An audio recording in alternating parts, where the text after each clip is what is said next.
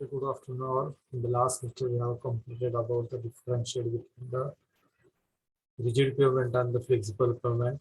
Then also we have seen the equivalent wheel loads, how much the standard wheel load that we have taken for the design. Then also we have seen the different design methods of the flexible pavements, rigid pavements, how the flexible pavements are designed as per the CBR methods, and the rigid pavements how it is designed.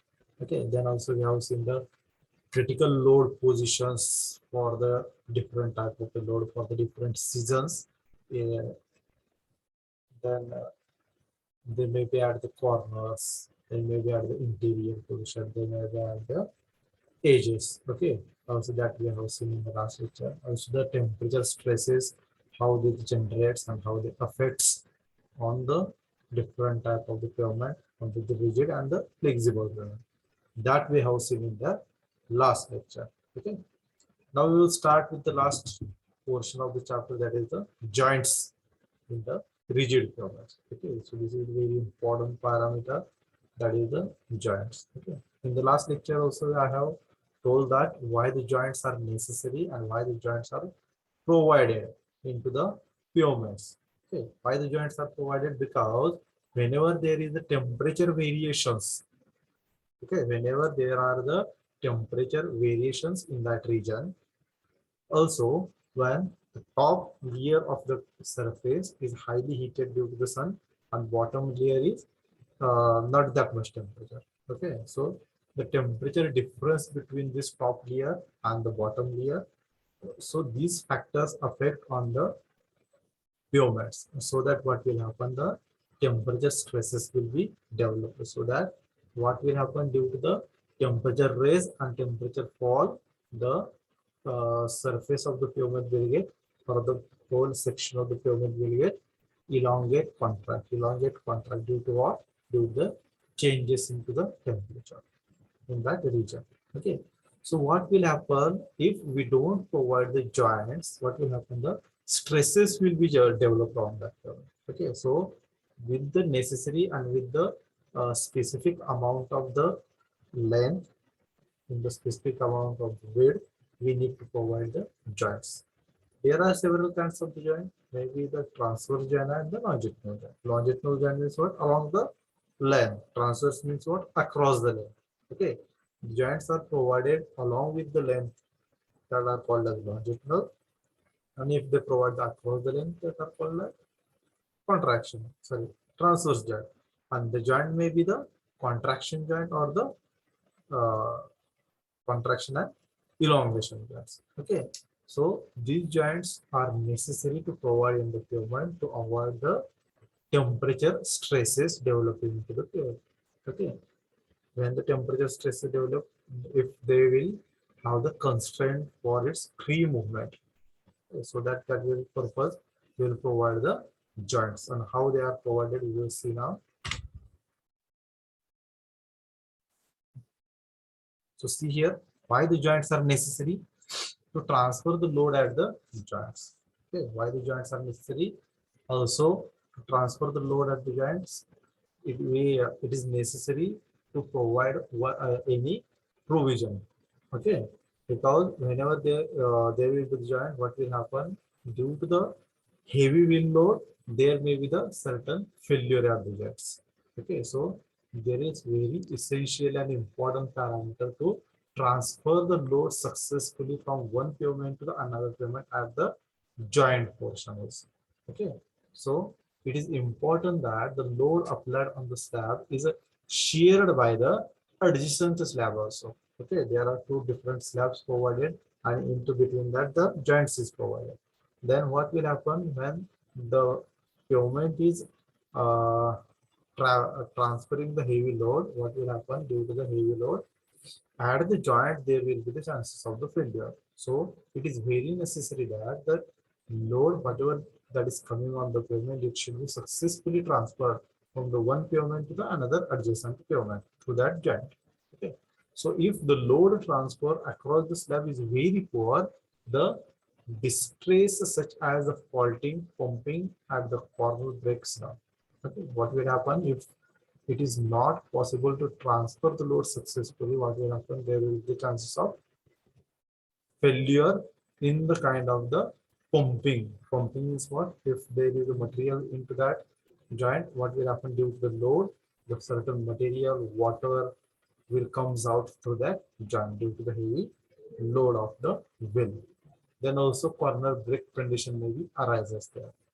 Then the load transfer occurs through the different mechanisms. The ability of the pavement to transfer the load at the joint is called as load transfer efficiency. Okay, how much load that can be transferred by the pavement from one section to the another section is called as load transfer efficiency. And that load can be transferred by the different mechanisms. There might be the chances of interlocking of the aggregates. By that also we can transfer. Also we can provide the dowel bars. Steel bars you might have seen into the construction of the road pavement. By using that rod also we can transfer the load. And keep in mind the joints are provided only in the rigid pavements.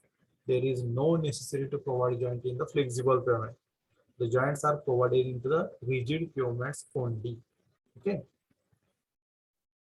The granular interlocking is expected along the cracks that forms the transverse joints. Okay, granular interlocking also it is very important parameter expected at that joint. Then for the low volume road, the load transfer is expected by providing the interlocking. If the road is traveling the very low traffic, if it is the low volume road, then the whatever the load it is there that may be transferred by the interlocking of the aggregates. If there is high volume traffic, then at that time what will happen? We will provide the dowel bars. Dowel bar is nothing but the steel bars provided at the joints to transfer the load from the one section to the another section of the pavement. Okay.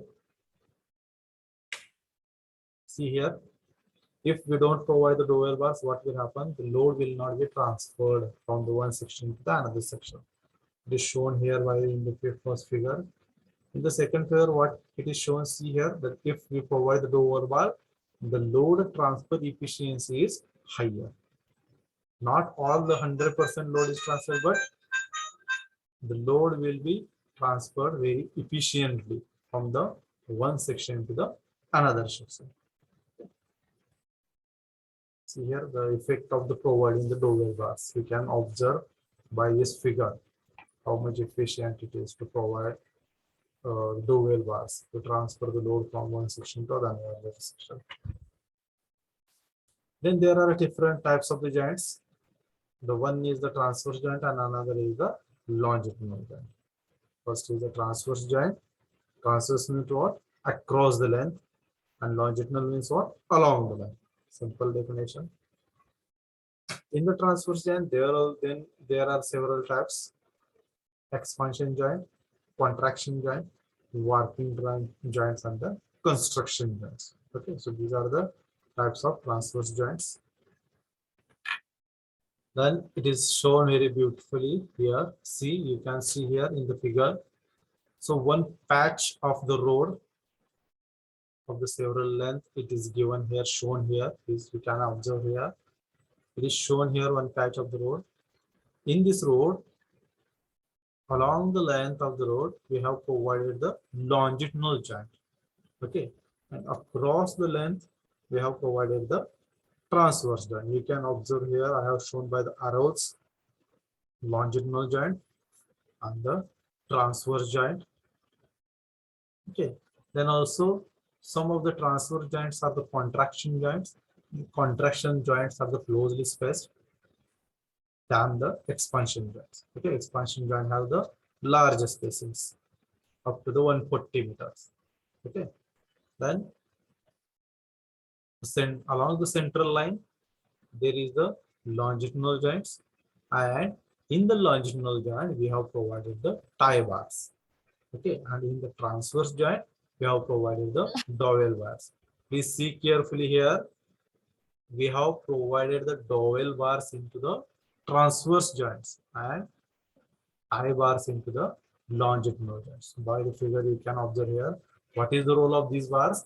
dowel bars are provided to transfer the load from one section to the another section, and the tie bars are only provided to hold the two sections into the position. The tie bar will not help to transfer the load. Okay, please see here carefully. What is the tie bar? Tie bar is only provided to hold the two sections in the longitudinal direction, two patches in the longitudinal direction with each other. Okay, it will not allow any, it will not transfer any load, but the dowel bar is designed for the transfer of loads. Okay, the difference between the tie bars and the dowel bars. What is the difference between tie bar and dowel bar? Dowel bars are provided for transfer the load. Tie bars are not provided for the transfer of load. Dowel bars are provided along the transverse joint, in the transverse joint, and the tie bars are provided into the longitudinal joints. Okay, so this is the basic difference between these two bars. These both are nothing but the steel bars. Dowel bars are of the larger diameter and tie bars are with the lesser diameter. Both are of the steel only. Okay, but tie bars have the less diameter and dowel bars have the larger diameter, because dowel bars are placed there for transfer of the load, and tie bars are there only for holding the two patches at the position. Okay, so the sectional elevation, cross sections are also given in the along the longitudinal joint as well as along the transverse joint. Two sections are shown here. You can observe at the right side sectional elevation of the cross across the longitudinal joint and the sectional elevation across the transverse joint. Very beautifully shown here. Everyone, please draw this figure. It is very important figure. All things of the joints you can observe by this single figure. Okay, this single figure will introduce you the all parameters of the joints. Please draw this joints figure carefully. All of you, draw this figure very carefully.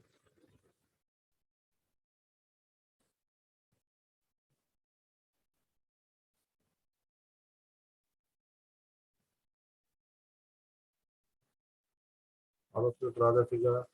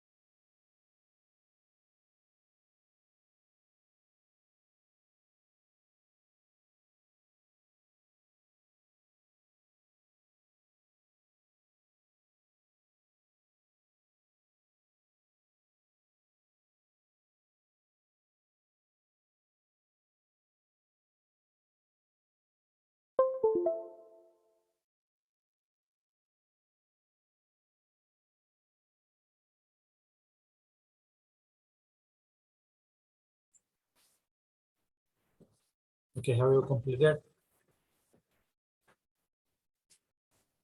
This is a very important figure.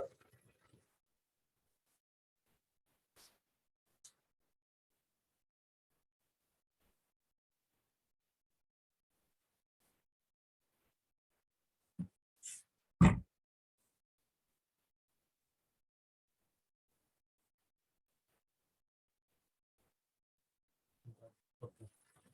So see here in this figure, all the terms related to the giants are shown here. You see, there are two types of the giants, as we know.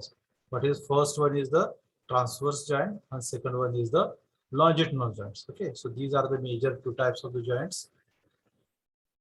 One is the transverse giant, and another is the longitudinal giants. Okay, so in the transverse giant, again there are several types. What are these?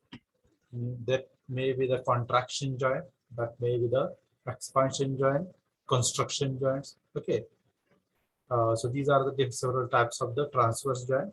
As we can observe here, we have provided the contraction joint and the expansion joint as a transverse joint. Okay, both have shown here as a transverse joint, the expansion joint and the contraction joint. And the longitudinal joints, it is shown here along the line. See, longitudinal joint is provided along the length of the road in the direction of traffic, you can say, and the transverse joint are provided across the direction of traffic. And the most importantly, very important part is dowel bars and the tie bars. Okay, the most important part is the dowel bar and the tie bars. Okay, so what are the dowel bars? Dowel bars is nothing but the bars which are provided for transfer the load, which are provided for transfer the load from the one section to the another section. Then what is the tie bar? Tie bar is nothing but it is provided to hold the two patches together. Okay, so these are the different types of the bars. Tie bars are passive. These are with the small diameter. It can be provided up to the maximum of 20 mm. Means what? It should be less than 20 mm. And the spacing between the tie bars, it is provided less than 75 centimeter. 75 centimeter. So maximum diameter of the tie bar is 20 mm. Okay, but with the dowel bar, we can provide the larger diameters because dowel bars are there for the transferring the loads. Okay, so the sectional diagram also shown here, the sectional elevation across the longitudinal joint and the sectional elevation across the transverse joint. You can also see here, this is the sealant. What is meant by the sealant? Sealant are provided into the contraction joint, that may be the bituminous. The sealant like the bituminous are provided into the joint. Also, we can provide the sealant as a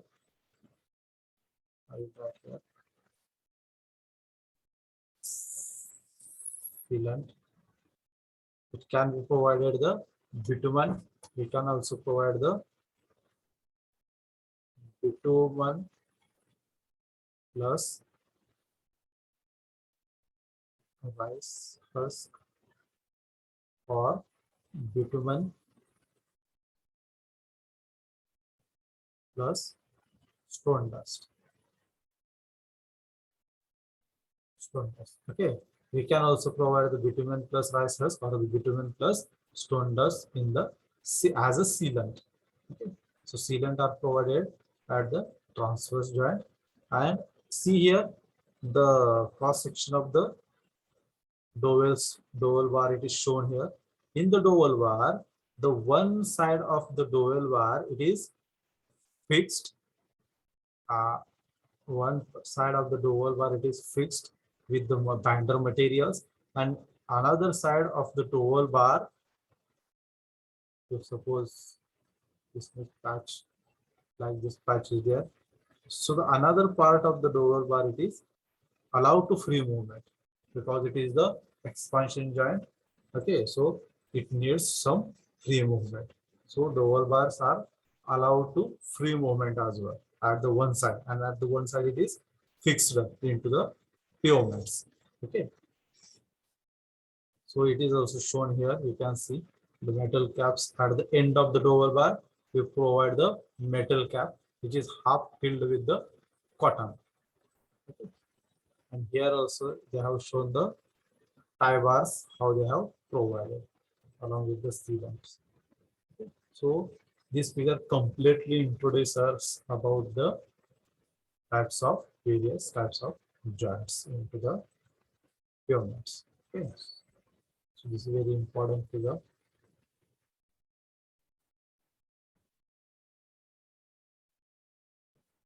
So now we will see one by one what is meant by the expansion joint. Expansion joints are provided to allow the expansions of the slab due to the rise into the rise in the slab temperature above the construction temperature. Okay, if the temperature will rises, what will happen? Joints start, the pavement starts to elongate, so that we need to provide the joints. It is also permit the contraction of the slab. It provided into the India as interval of 50 to 60 centimeters for the smooth interface in the winter, and 90 to 120 centimeter for the smooth interface into the summer. Okay, so these are the some ranges that they have given for providing the expansion joint, but we should know that the maximum spacing for the expansion joint, maximum spacing of the expansion joint, it is provided up to the 140 meter. Okay, maximum spacing provided for the expansion joint is 140 meter. This is really important. And what is the permissible contraction slabs for provided into the interval of the 50 to 60 meter, and for a smooth winter 90 to 120 meter.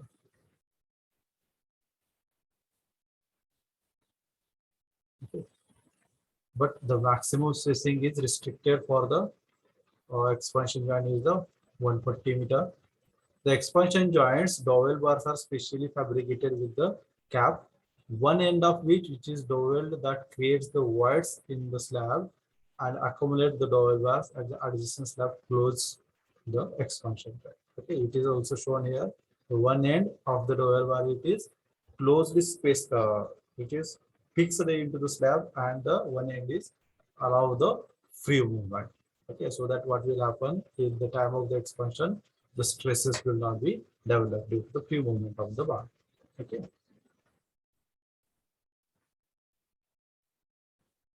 So the most important point regarding this is that in the expansion joint, the maximum spacing is 140 meter.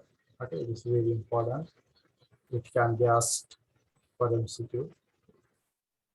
And in the contraction joints, these are provided to permit the contraction of the slabs. These joints are spaced closer than the expansion joint. So see here, in the contraction joint, the spacing is less than the expansion joint. It is clearly noted here. The spacing is less than the expansion joint. Means what? The contraction joints are placed closely than the expansion joint. Load transfer at this joint is by the aggregate interlocking. Okay, how the load is transferred by the aggregate interlocking, but into the expansion joint, how the load is transferred by the in the expansion joint by the dowel bars.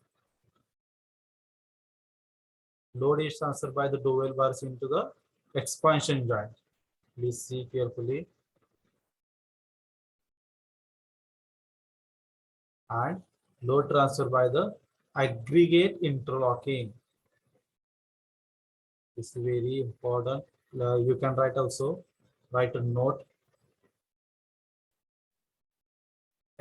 In the expansion joint, load is transferred by the dowel bar, and in the contraction joint,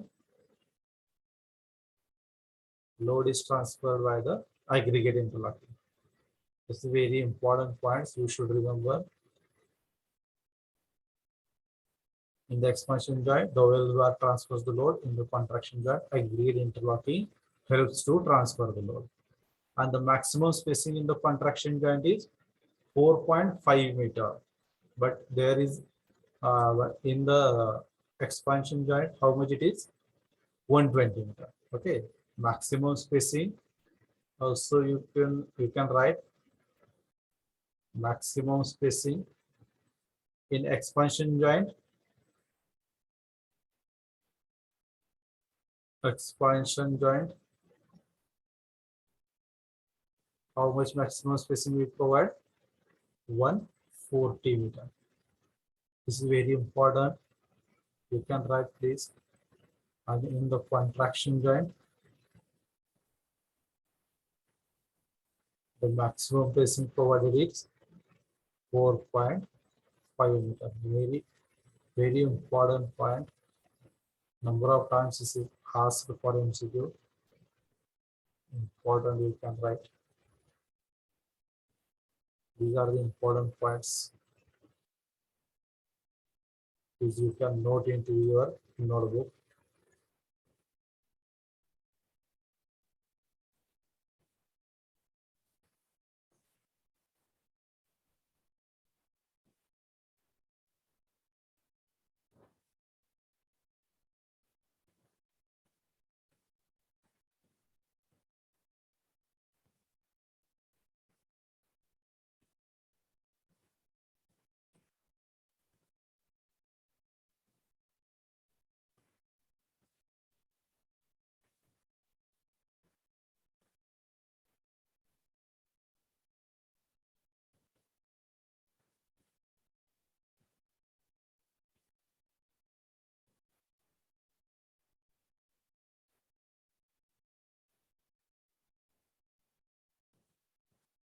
You can write down this as a note.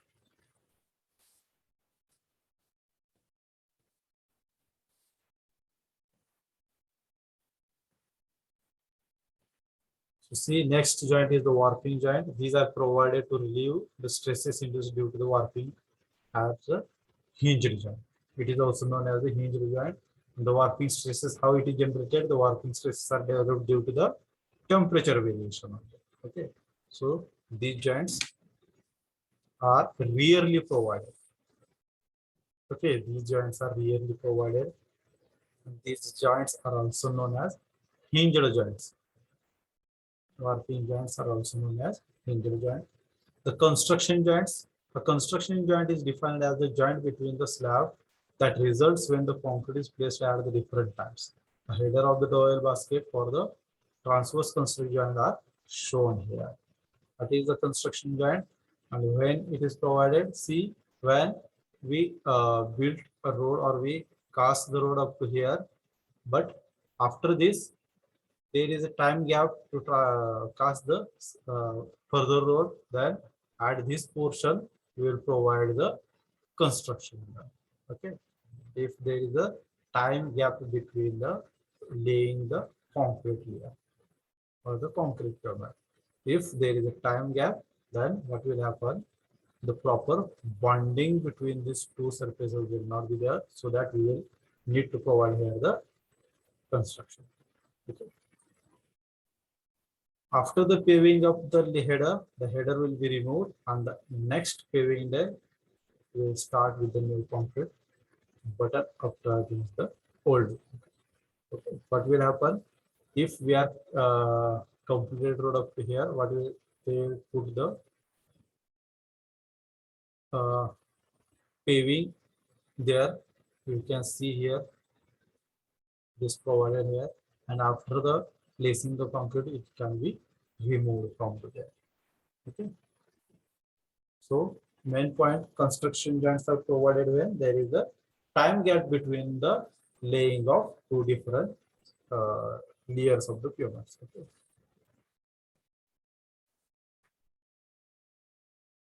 And next is longitudinal joints. Okay, so these are the up to the part of the transverse joints. Contraction joint, expansion joint, warping joints, and the construction joints. These are the types of the transverse joint. Now we will see what is the longitudinal joint. Longitudinal joints means what?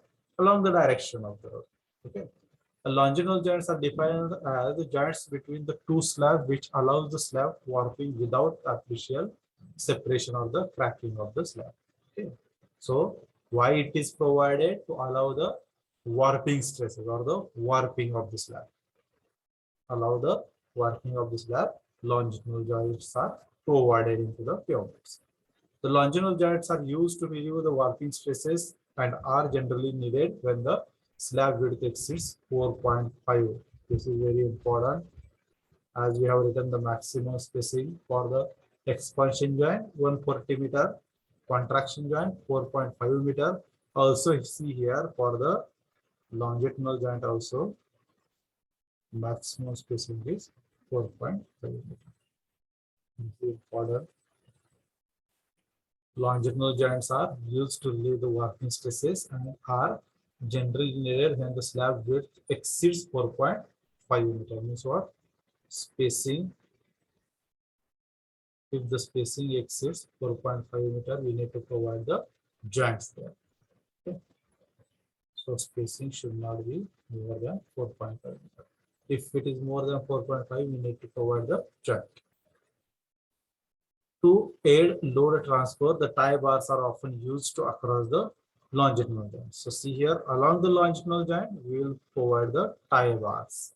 And along the transverse joint, we provide the dowel bars. It is important for transverse joint, we provide the dowel bar, and along the longitudinal joints, we provide the tie bars. Tie bars are thinner than the dowel bars. It is clearly mentioned here.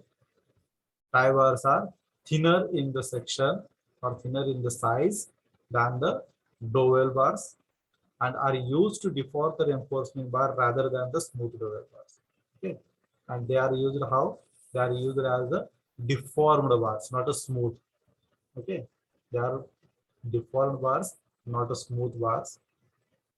On the soil subgrade of clay, such joints are provided to allow the different shrinkage. Okay. So these joints are provided for allowing the differential shrinkage and swelling due to the rapid changes in the subgrade moisture under the edges than the under the center of the block. Okay. If there is the difference in the swelling, rapid changes in the subgrade moisture between the edges part and means what along the edges and at the center, then what will happen? It will allows the differential shrinkage as well as swelling. Okay, due to this joint.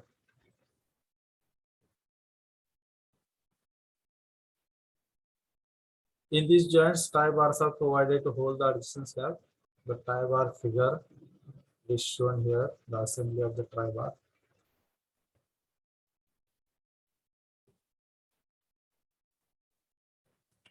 You can observe here how the cracking is there into the pyramid. Transverse cracking, crocodile skin shape cracking, then the corner breaking, joints falling. Okay, different kind of the crackings are shown here. Longitudinal crack, map like a crack, scaling means the material, surface material is drawn out. Polished aggregate surface, blow up, faulted transverse joint, high sever punch out, water bleeding and the pumping. Okay. Pumping is nothing but what? Water bleeding and pumping means what? Suppose there is one joint here, if one pavement layer and another pavement. Okay. And if suppose under the joint, if there is the water beneath the surface, okay, if there is the water beneath the surface, maybe sub-base, maybe in the base course, maybe in the binder, what will happen? Due to the heavy load at this position, due to the heavy wind load at this position, what will happen? It will create like a punching stress, and what will happen? The water starts to come out from the joint. Okay, water what will happen? Tries to come out this joint if there is a heavy load here due to the field. So the this procedure of water to coming out is known as nothing but what? Pumping of water. Getting? Pumping of water means nothing but what? Suppose this is the one section of pavement and this is the another section of pavement. And if there is a water somewhere here in the base course, it may be at the sub base course. Okay. Due to the heavy load of the tire at this corner, what will happen? It will slightly goes down. So it creates the punching effect onto the beneath surface, and what will happen due to this? Water starts to come out on the road. This is known as the pumping of water. Okay. And this is very harmful condition. It also leads to the failure of the pavement. So then the next part is the advantages of the concrete pavement. Okay, what are the advantages? Longer lasting. The concrete pavements are longer lasting. Means what the design life period of the concrete pier is more than 30 years. Okay, it lasts for more than 30 years. Heavy duty pavements are generally at the lowest cost. Okay, you provide the heavy duty traffic can be transferred to these concrete surfaces with the lowest cost. The pavement maintenance costs are up to the 10 times cheaper than the same of the flexible pavement. You see here, whatever the maintenance cost it is there in the next chapter. You'll see it there, how the maintenance is performed. What are the reasons we had to provide the maintenance.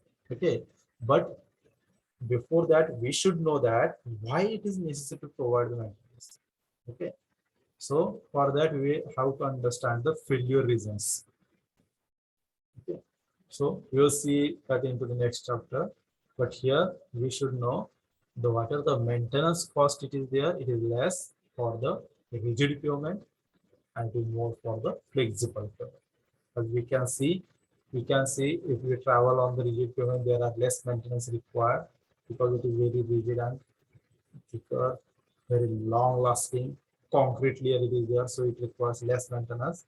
But in the flexible pavement, there are much chances of there are more chances of providing the maintenance. Patches will be there, breaking of the corners, likewise repairing is required several times into the flexible pavements. Minimum maintenance required results into the less traffic disruption, minimum congestion time, and as a result into the work zone safety. Means what? If there is a requirement of the maintenance time to time, it is very frequent. So that what will happen? There is a traffic disturbance at the region. Okay. There will be the traffic disturbance at that region. Also, due to that, minimum there will be the minimum congestion time required into the concrete pavement rather than the flexible pavement, as there is a less maintenance required. Okay.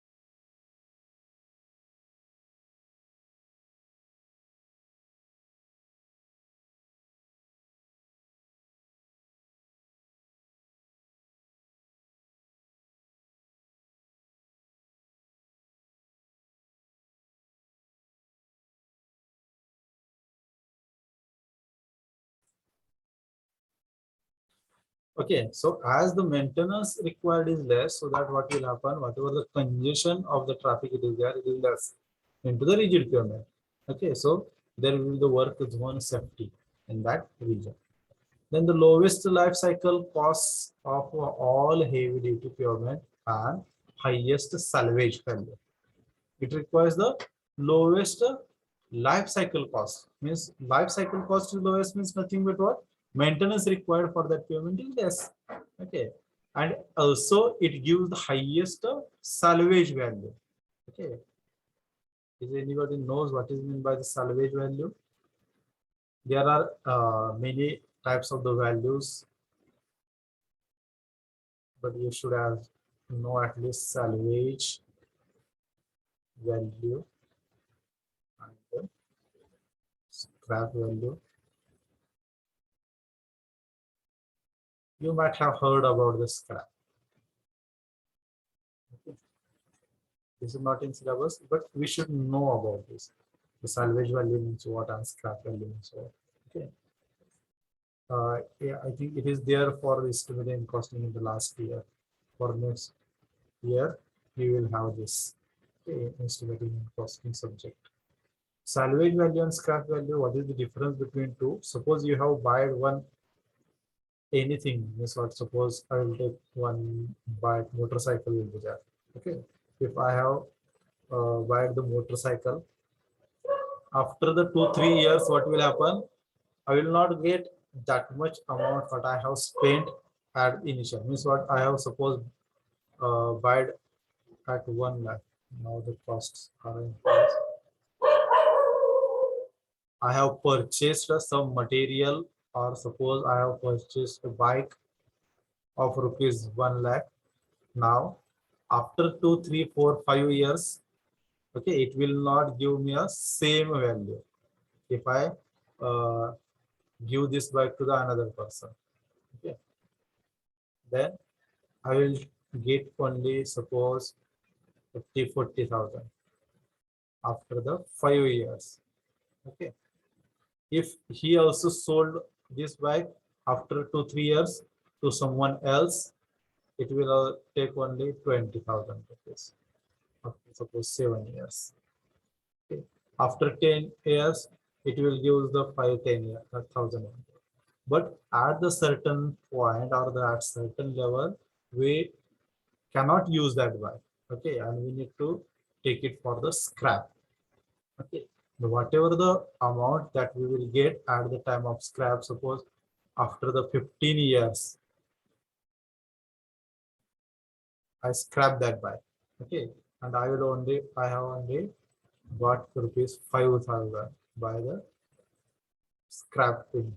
Okay, so this 40,000, 20,000, this intermediate costs of the bike are nothing but the salvage values of that bike. Okay, and at the last, when I took that bike for the scrapping, whatever the amount I will get by the scrapping of that bike, it is known as the scrap value. Okay, means what? At the end of utility period of anything, whatever the amount you get from that material is known as scrap value at the end of its utility period. After that, you cannot use this material. Okay, but before the utility period, whatever the amount you will get from that material or anything, that is known as salvage value. Okay, before the ending of utility period. After the utility period, it is known as scrap value. This is a rough idea. You will learn in detail in next year this term. I have only given the brief idea about what is scrap and what is salvage. Okay. In brief, what is salvage? Before the utility period, whatever the amount you will get from that is called as salvage value. And at the end of utility period, you need to go take that to the scrap. After the end of the utility period, you will get whatever the amount you will get is called as scrap value. Okay, so whatever the salvage value it is there for concrete road and the flexible pavement, concrete road will give the more salvage value than the flexible. Okay. Then can be constructed over the poor subgrade. If there is a poor subgrade, we can also provide the concrete layer, okay, by compacting, etc. The thinner overall pavement's thickness, lower consumption of the raw material. Means what? You can observe the cross section of the road. Okay, if there is a flexible pavement, we need to provide first the sub-base soil, subgrade layer, base layer, sub-base layer, binder material, surface course. Means what? The thickness of pavement is high. That ultimately what? Whatever the materials required, that may be the sand, that may be the soil, that may be the coarse aggregate, that may be the binder, that may be the bitumen. Okay, whatever the materials required for the flexible pavement are high, as the thickness is high. Okay, but we can observe into the rigid pavement only 2-3 layers are there. In the rigid pavement only 2-3 layers are there, so the thickness is less. Thickness is less in the bitumen, concrete pavement. So whatever the material required for the construction is also less. Okay, are you getting? The thickness of rigid pavement is less, so material required for the construction is less. The thickness of the rigid pavement is large, flexible pavement is large, so whatever the materials required for the construction are also high. Okay, no affected by the weather, inert to the spills and the fire.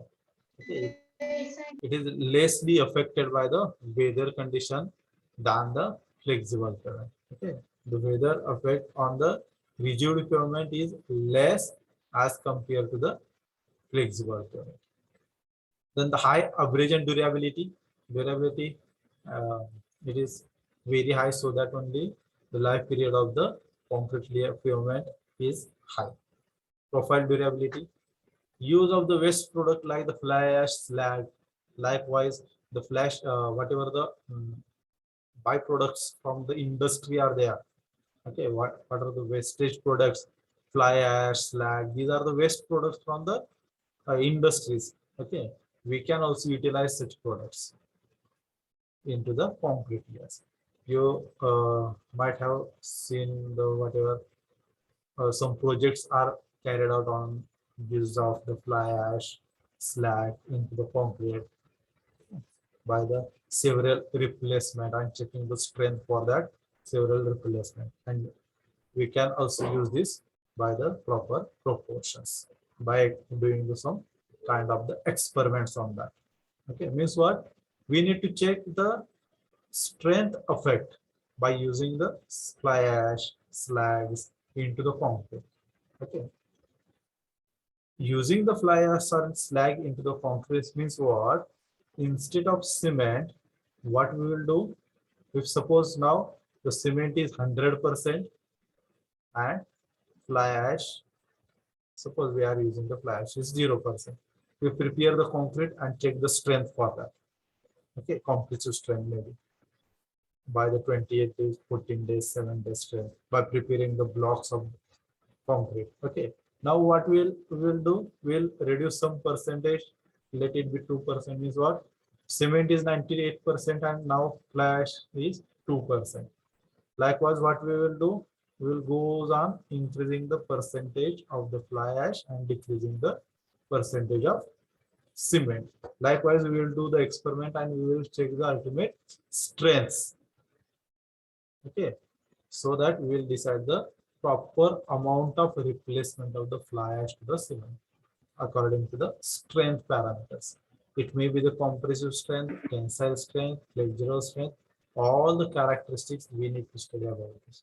And then only we have to decide how much fly ash, how much slag that we can use into the concrete. Okay, without affecting too much on the strengths. Then the riding quality does not deteriorate. Whatever the riding qualities that we get on the concrete roads, that will not deteriorate by the age. Saving the fuel cost at least 1.1% over the asphalt. Okay, if we use the asphalt road and if there is a heavy load that is CV, commercial vehicles are there, as we have also seen in the last lecture. If there is a commercial vehicle with the heavy load is traveling on the bituminous asphalt road as well as on the concrete road, then the fuel consumption on the concrete road is less as compared to the asphalt road. Okay, because due to the heavy load, there will be the impression on the roads. It will consumes the more fuel on the asphalt road than the concrete road. Then light color enhances the night visibility. Okay, as the concrete color is light, so whatever the night visibility is there, it is very pleasant. As bituminous road is blackish color, so night visibility is not that much good. But here we have the advantage that the night color is also very bright into the concrete layers. So what are these? These are the advantages of the concrete layers over the concrete pavement over the flexible pavement. There is also some disadvantages. What are these? To provide the economic and quality, it requires the large projects. Okay, we will not go for the, we will not take it for the small projects. If we go for the small project, it is not economical. But if there are the large project, then only the concrete roads are very economical. Then setup costs are the significant. Setup costs whatever are there, that setup costs are very large. Okay, as if we need to construct the concrete road on any particular region, then we need to set up the concrete mixing batches planted.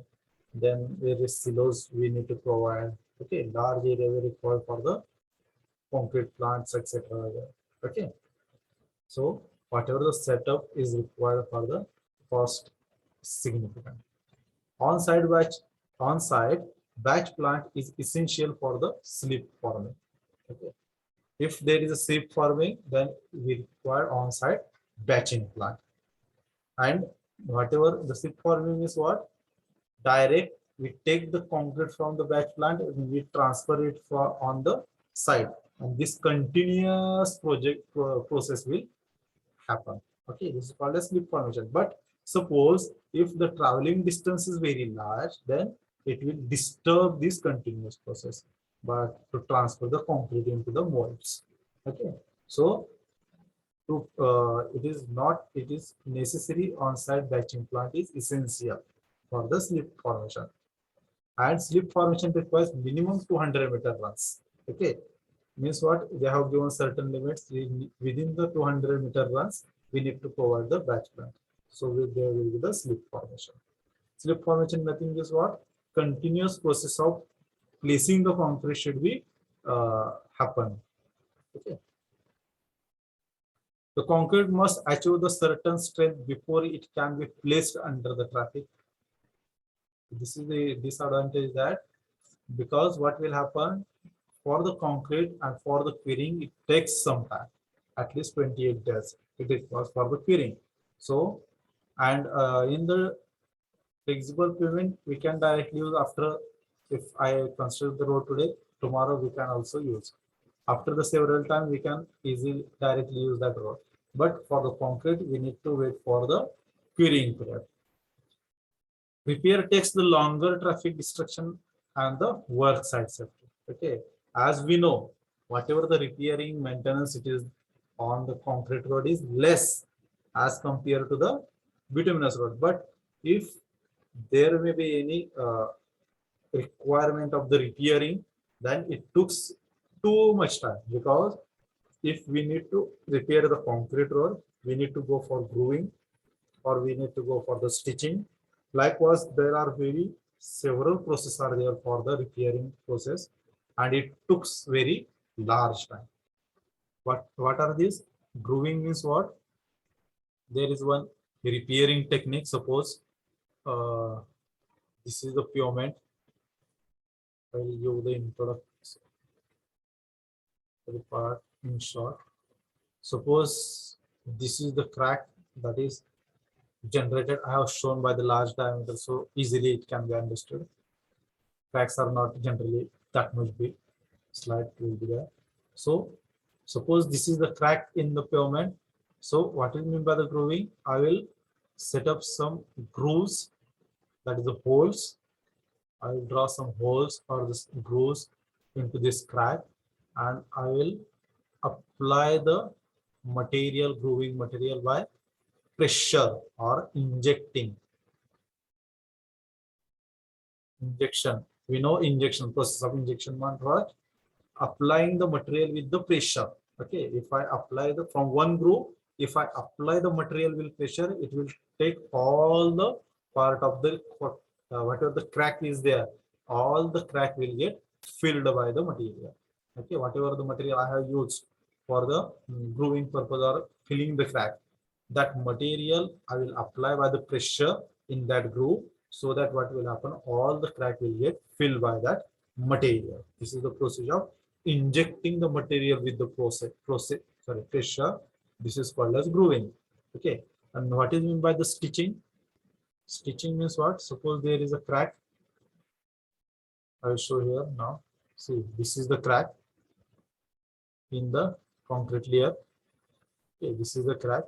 What is meant by the stitching? Likewise, applying the stitches. I will make two holes here. I will show the procedure. I will make first hole here, then I will make hole here, and I will simply apply the stitch here. For stitching, the hooks like this are used. One hole at this point, one hole at another point, part of the crack. Then I will take this hook and apply this here. Likewise, stitching is done into the cracks. Okay, so grooving, stitching, likewise the several processes are there which take some time for the repairing, so that what will happen, the traffic disturbance will be there. Okay. Unless the longitudinal grooving is used, tire road noise can be nuisance. Okay, there is a much tire noise on the concrete road than the flexible pavement. This is also the disadvantage of the visual pavement. Issue in the urban areas after the 80-90 km/h speed. This is also the disadvantage. What is the disadvantage? If we go into the urban area, there is much traffic, population will be there. Okay, so in such a crowded area, we cannot go through the 80-90 km/h, as that roads are designed for such speeds. Okay, may lose the non-skid surface with the time. With the time, what will happen? Due to the abrasion, they may lose the skidding surface. Needs even the subgrade with the uniform settling. Okay, even needs even the subgrade with the uniform settling. Whatever the settling of the pavement will be there, that will be into the slab action. Okay, so it is required the firm subgrade also. Then and then only it will transfer the load uniformly. Okay, so it requires the whatever the surface subgrade layer it is there, it requires uniformly only. May fault the transverse joint. Okay, in the concrete layer, it is maybe the fault of the transverse joint. As there are the joints, there are also the some disadvantages also. There are also advantages of joint. There are also disadvantages of the joints. There may be the faulty condition. There will be the production of the noises in that area. There will be the extra stress load will transfer on that joints. I will show here. See, suppose this is the one part section, and I have provided the another section here, and there is a joint between this. What will happen when the wheel is traveling along this joint? It will suddenly apply the load on the another. So what will happen? There is a chances of production of more stresses at the joints.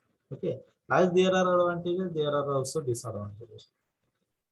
If suppose in the elevation, suppose this is the one section, and at the joint, if there is a not level, if there is a not level is not maintained, then what will happen? The sudden application of the load by the tires will be there.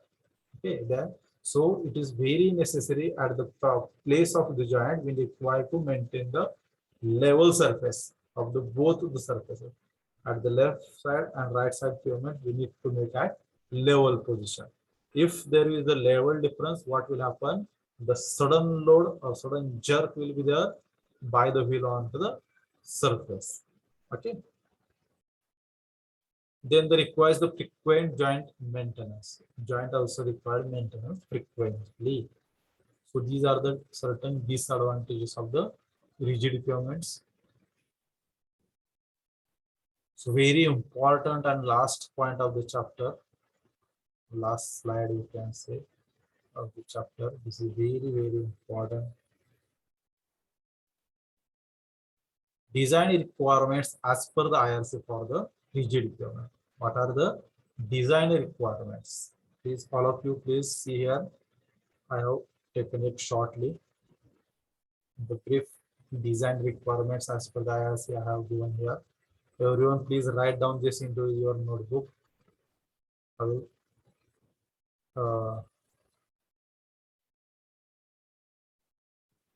see here.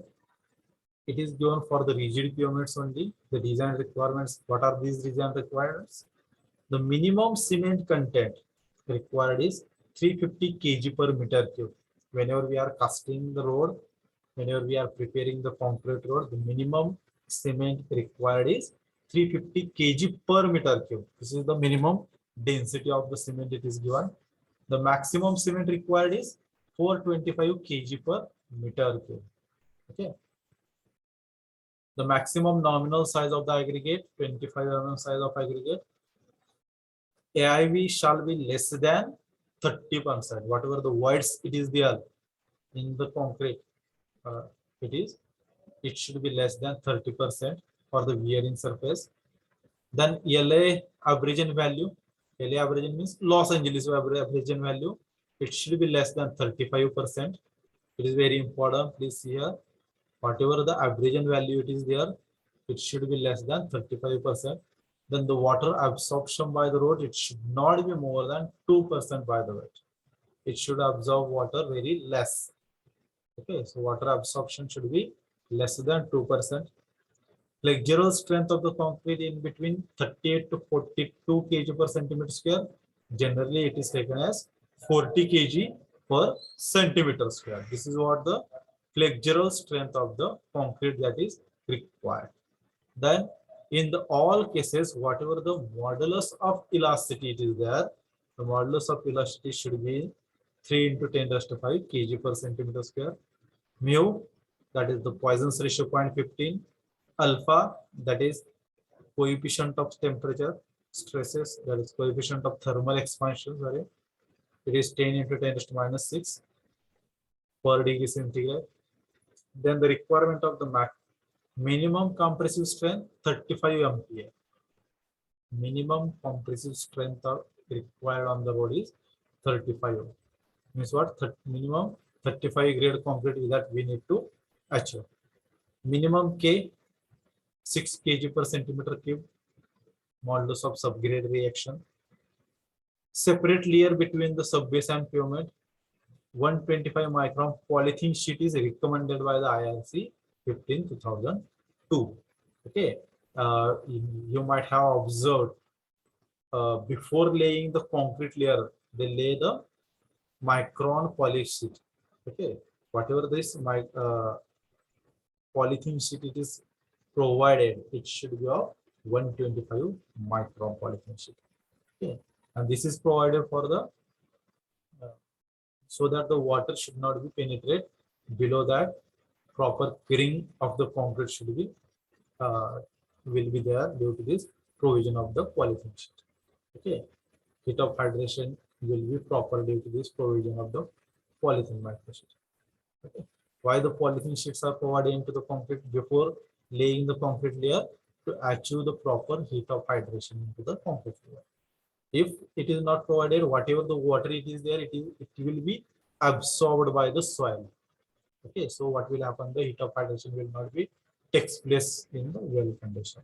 So there will be the ultimate chance of cracking. So that purpose, what we have done, we need to provide the 125 micron polythene sheet before laying the concrete layer on the soil. Okay. So these are the design requirements and these are very important. All of you please write down this. Write down these design requirements.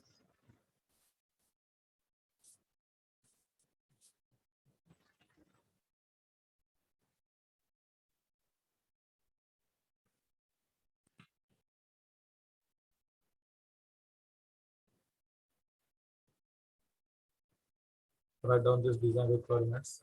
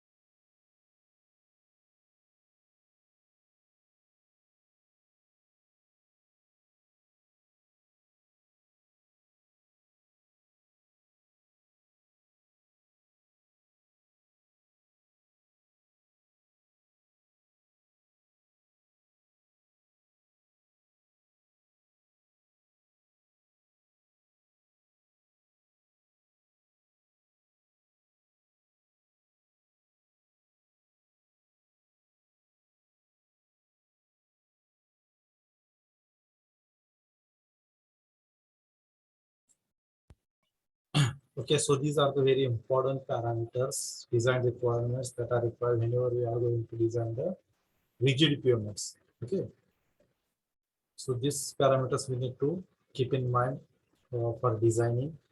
And also you can see here I have written also many times, number of times with the various exams.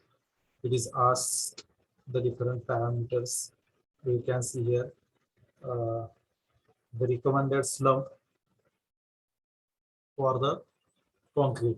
Means what? Whenever we are constructing the uh, rigid pavement, the concrete we need to test it. Okay, and different several tests we perform the concrete. That may be the compression test, that may be the tensile state, and the for checking the workability we perform the slump test. Okay, we need to check the workability of the concrete as well. Okay, and how we check the workability?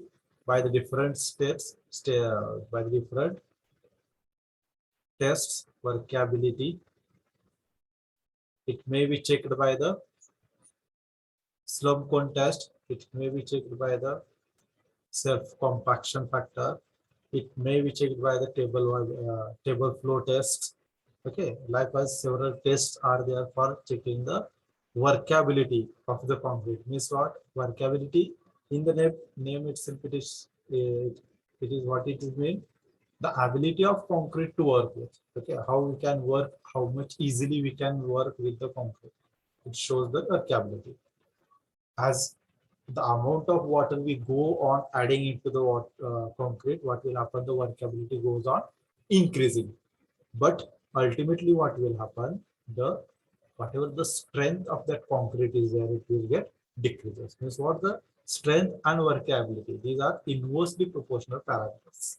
Okay, if I increase the workability, strength will decrease. If I decrease the workability, strength will decrease.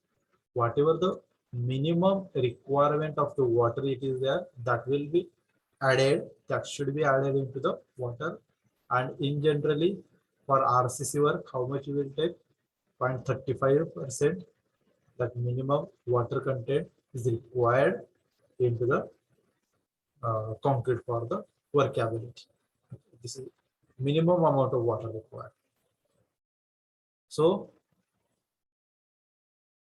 to check the workability, we will use the slump cone test. Coming back to the point, as when we do the slump cone test on the site on the concrete, so we should get the slump in between the 20 to 40 mm. Okay, we should get the slump only 20 to 40 mm. This much slump is means what? The concrete is very good. Okay, for the strength purpose. Slump, how we check? By using the slump cone. You might have remembering. I will show you. This is the slump. Actually, I have showed inwardly with the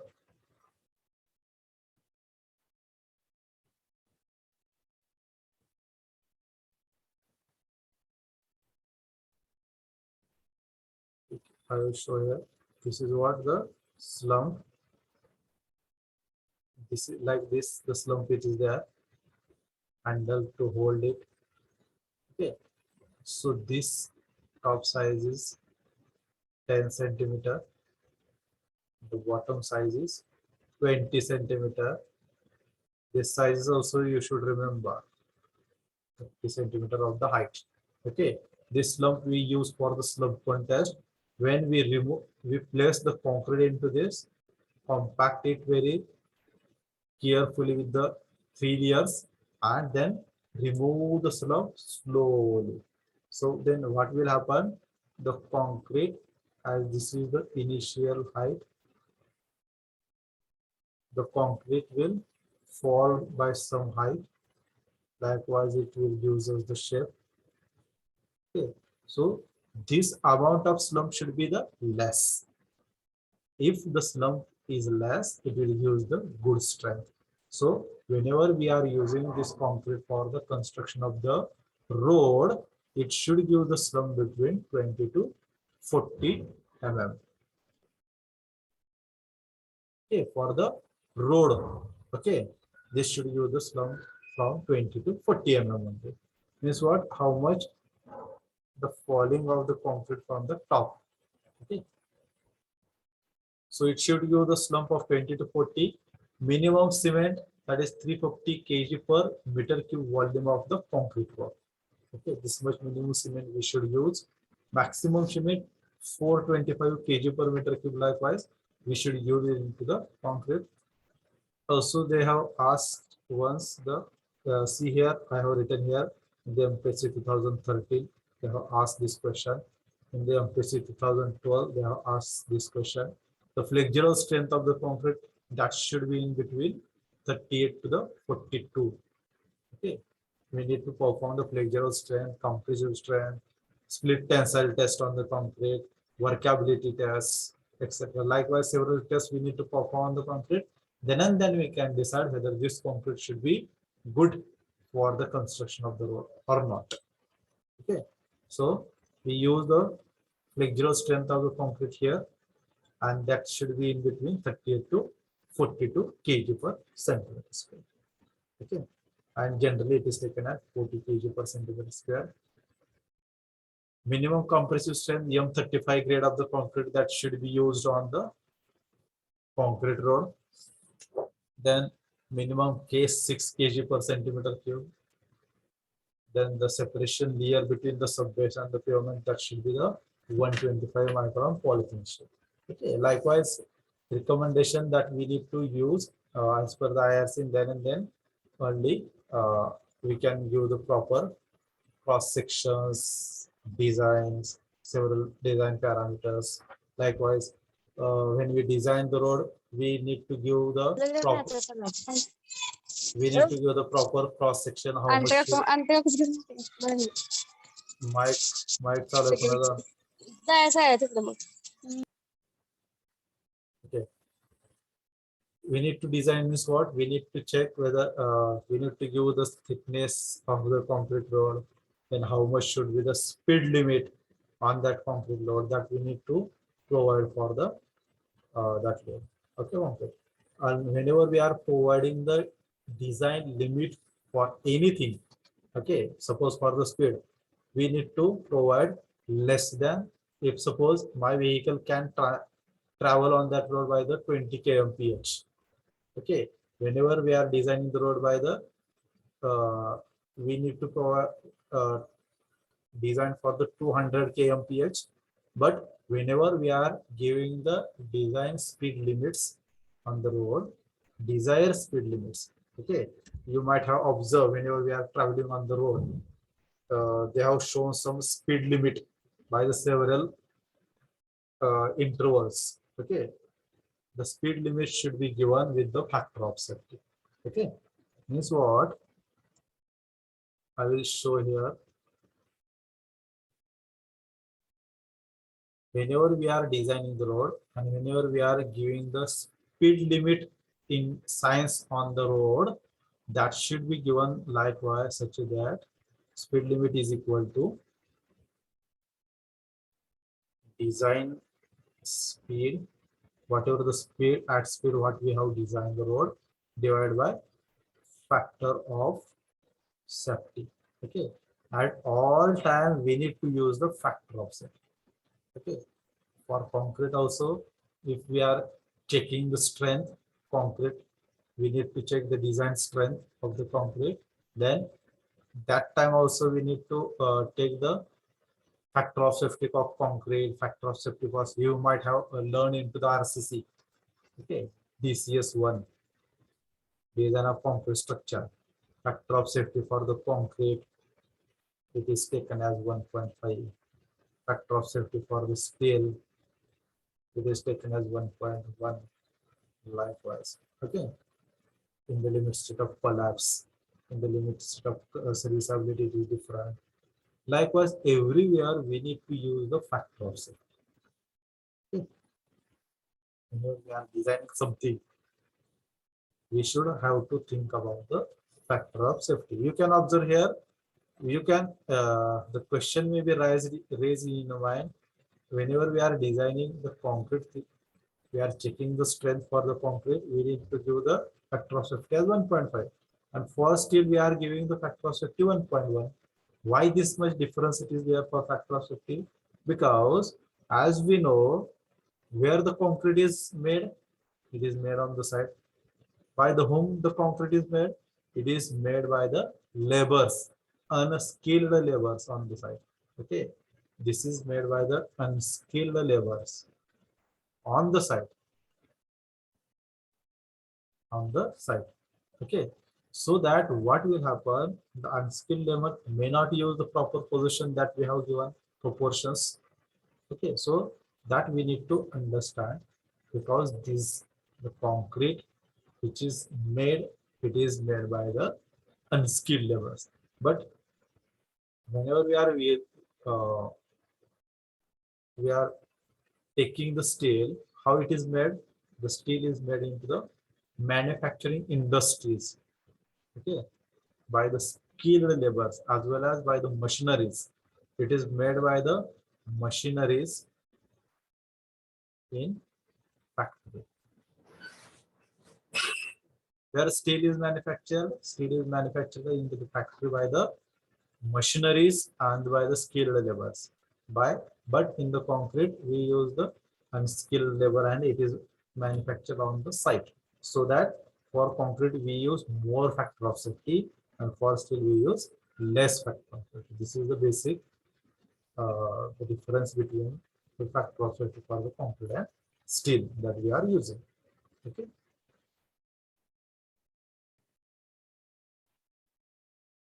So these are some references that are used in this for this chapter. IRC 58 2011, IRC 9, then S.K. Khanna, the book. This is a very good book. You should refer. And then R. Srinivaskar, Chakravarti. Okay. So this is the end of our chapter.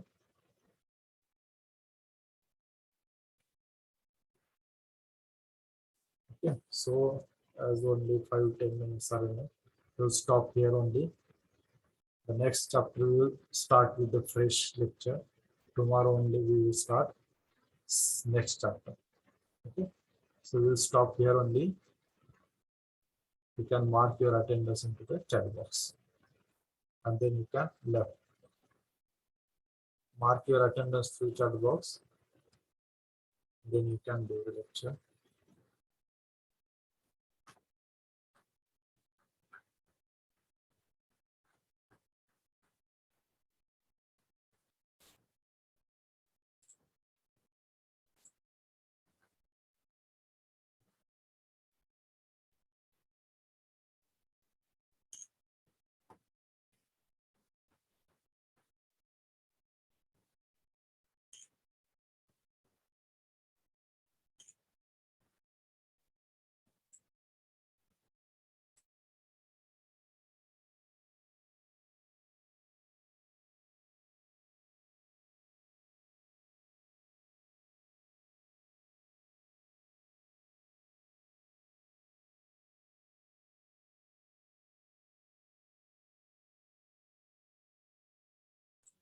Those who have not written this, these people can write this. I'll take the screenshot of screen.